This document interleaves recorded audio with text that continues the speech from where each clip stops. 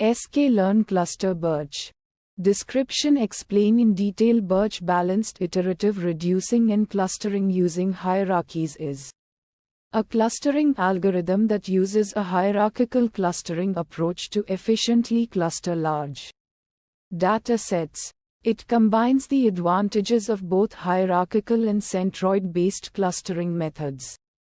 It first constructs a hierarchical tree called the CF tree that summarizes the data into smaller, more manageable clusters. Then, it uses a centroid-based method to further refine the clusters within the tree. BERT is particularly suitable for large datasets with high dimensionality, as it reduces the data complexity and computational cost by building the CF tree. Inputs. Input 1. Explain in detail X a 2D array of shape n samples. N features representing the dataset to be clustered. Each row represents a data point, and each column represents a feature. Input 2. Explain in detail threshold the maximum number of samples in a leaf node of the CF tree. This parameter controls the trade-off between accuracy and efficiency. A lower threshold results in a more accurate but potentially slower clustering, while a higher threshold leads to faster clustering but potentially less accurate results. Outputs. Output 1. Explain in detail labels a 1D array of shape n samples, containing the cluster labels for each data point. Each label corresponds to the cluster to which the data point belongs. Output 2. Explain in detail n clusters, the number of clusters found by the algorithm. Steps. Step 1. Explain in detail CF tree construction. BERT first constructs a hierarchical tree called the CF tree. This tree is a multi-level structure where each node represents a cluster of data points. Each node stores the following information. The centroid of the cluster. This is the average of all data points in the cluster.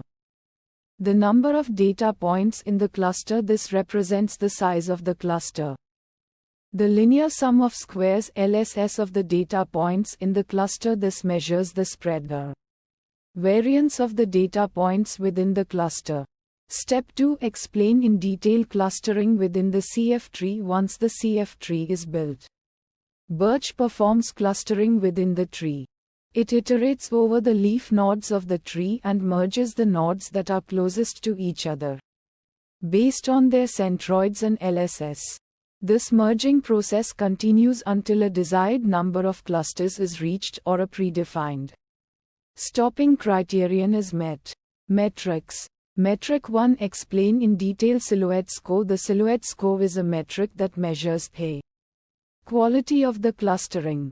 It ranges from -1 to 1, with a higher score indicating better clustering. A score close to 1 means that the data points are well clustered, while a score close to -1 indicates that the data points are poorly clustered. Metric 2. Explain in detail Kalinski-Haraba's index. The Kalinski-Haraba's index is another metric that measures the quality of the clustering.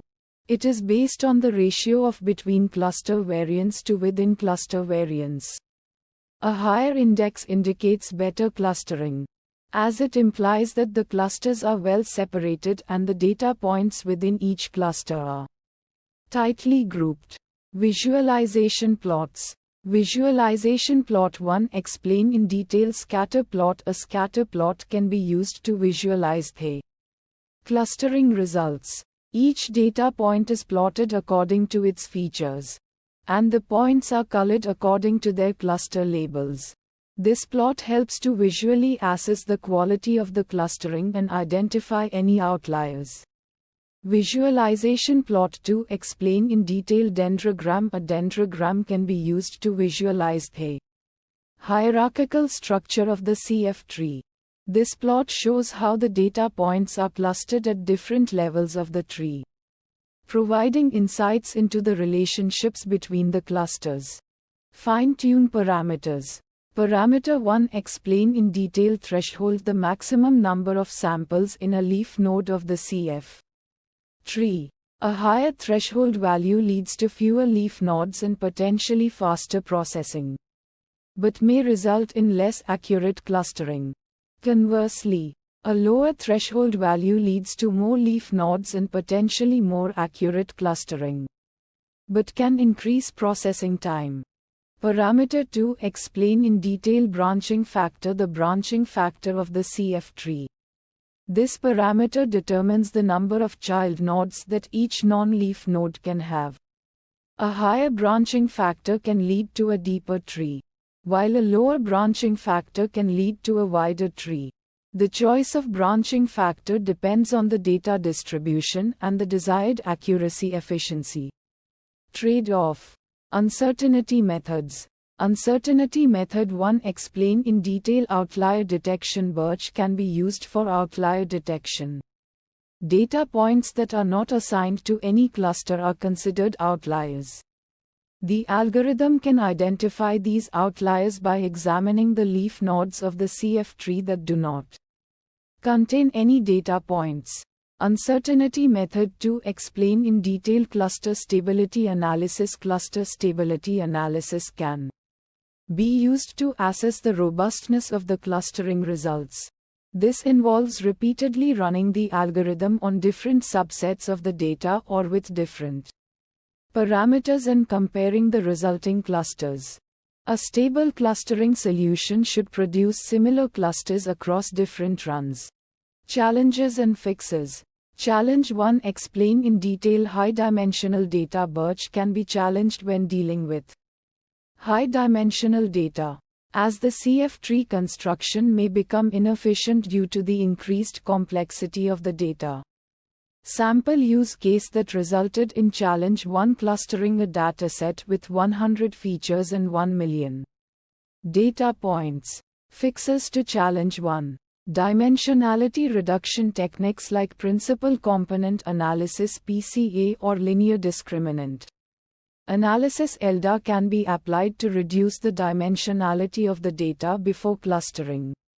Feature selection. Identifying and selecting relevant features that contribute significantly to the clustering can help simplify the data and improve performance.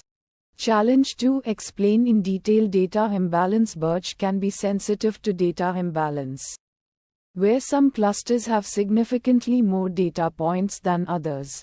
This can lead to unbalanced clustering, where smaller clusters may be poorly represented. Sample use case that resulted in challenge 2. Clustering a dataset where one cluster contains 90 of the data points and the remaining clusters contain only 10. Fixes to challenge 2. Oversampling. Increasing the number of data points in the smaller clusters can help balance the data distribution. Techniques like smooth synthetic minority oversampling technique can be used to generate synthetic samples for the minority classes. Undersampling. Reducing the number of data points in the larger clusters can also help balance the data distribution. This can be done by randomly removing data points from the majority classes.